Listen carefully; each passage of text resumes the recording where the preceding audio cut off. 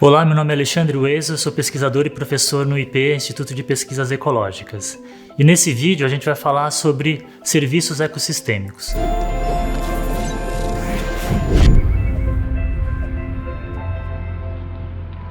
E o que são serviços ecossistêmicos? São benefícios gerados pelas funções ecológicas dos organismos nos ecossistemas. São utilizados secundariamente pelos seres humanos. E a gente pode categorizar esses serviços ecossistêmicos em 4 tipos. O primeiro deles é a provisão de alimentos, de água, de madeira para a construção das nossas casas. Tem o serviço de regulação, então está relacionado com a regulação climática.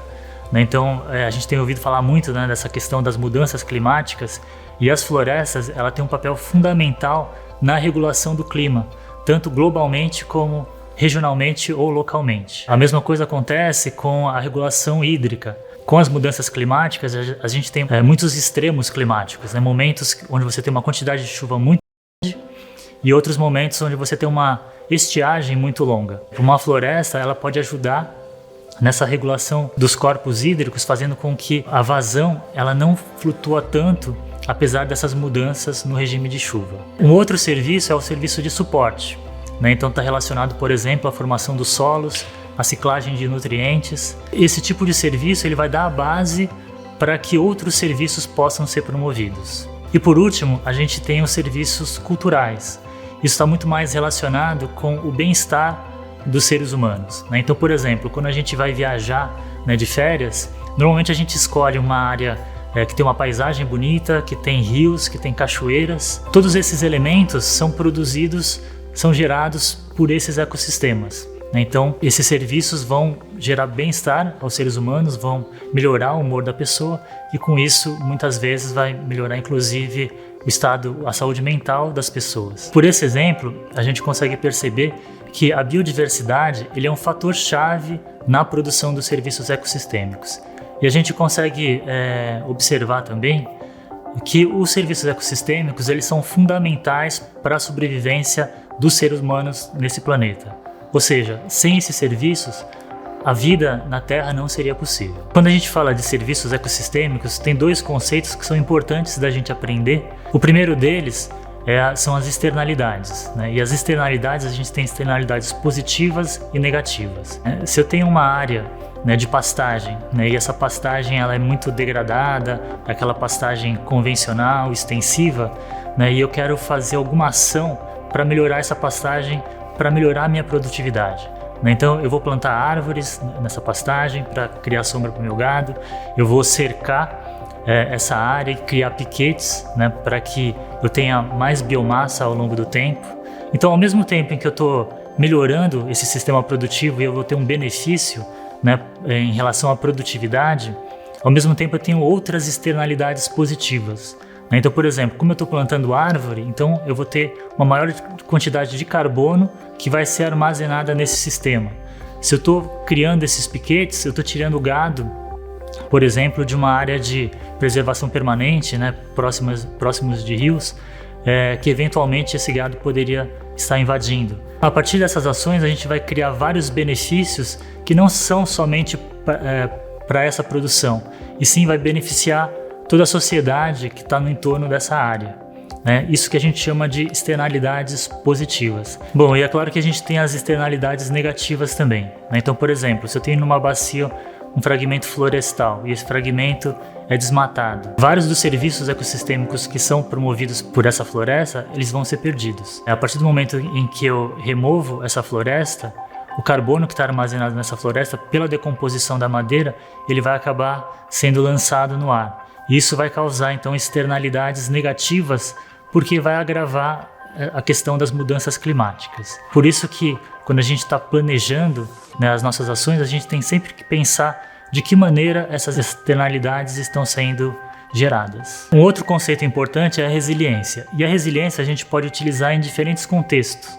Mas pensando no contexto dos serviços ecossistêmicos, a gente pode imaginar que a resiliência é a capacidade de um ecossistema absorver o impacto externo sem mudar a sua capacidade de fornecimento desses serviços ecossistêmicos. Um exemplo de resiliência, a gente pode comparar uma pastagem e uma área florestal. Uma área florestal, ela é muito mais resiliente às mudanças climáticas do que uma área de pastagem.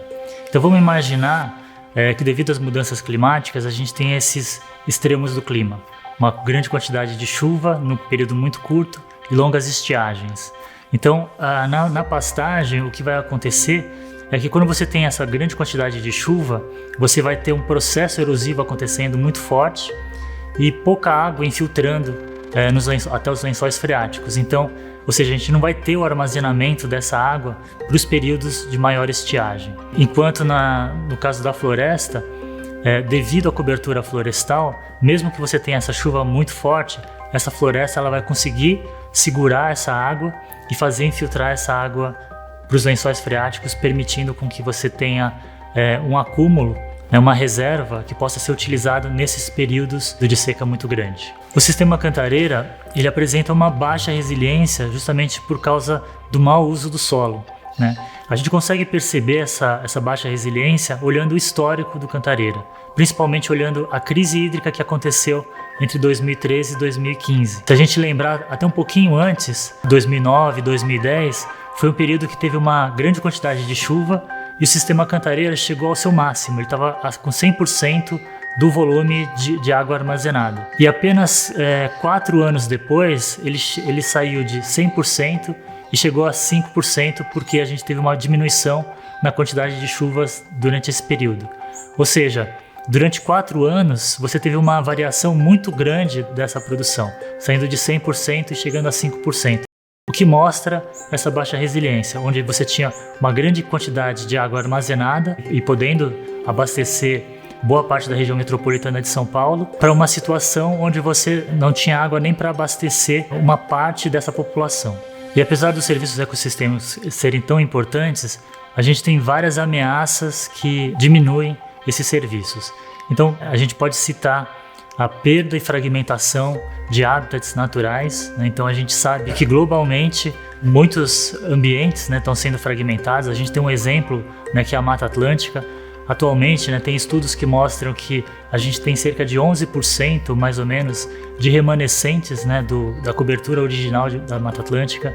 Então isso faz com que vários dos serviços, né, que eram promovidos por essas florestas, eles são perdidos, né, com esse processo. Parte da umidade que é produzida pela floresta amazônica, ela vai ser perdida, né, ou seja, menos chuvas vão conseguir chegar até essa região. Bom, e um outro ponto importante está relacionado ao valor desses serviços ecossistêmicos, né? Ou seja, o quanto que vale esses serviços. E aí tem um estudo, né, que foi publicado em 2014 que quantificou o valor monetário de 17 serviços ecossistêmicos e eles chegaram a um valor de 125 trilhões de dólares, que na época correspondia a quase 2 vezes o PIB mundial, ou seja, quase 2 vezes a tudo que é produzido no planeta. Então essa quantia mostra o quanto que esses serviços ecossistêmicos eles são fundamentais nas nossas vidas. E por que é importante a gente valorar esses serviços? Porque é uma forma também de auxiliar nas tomadas de decisão. A partir do momento em que você coloca valores, a partir do momento em que começa a doer no bolso das pessoas, você começa a dar mais valor também a esses serviços. E o recado que eu deixo aqui é justamente essa necessidade da gente fazer um planejamento, né, tanto das paisagens quanto das propriedades, para a gente aumentar a resiliência dessas regiões, dessas áreas. E com isso, a gente otimizar a geração desses serviços ecossistêmicos.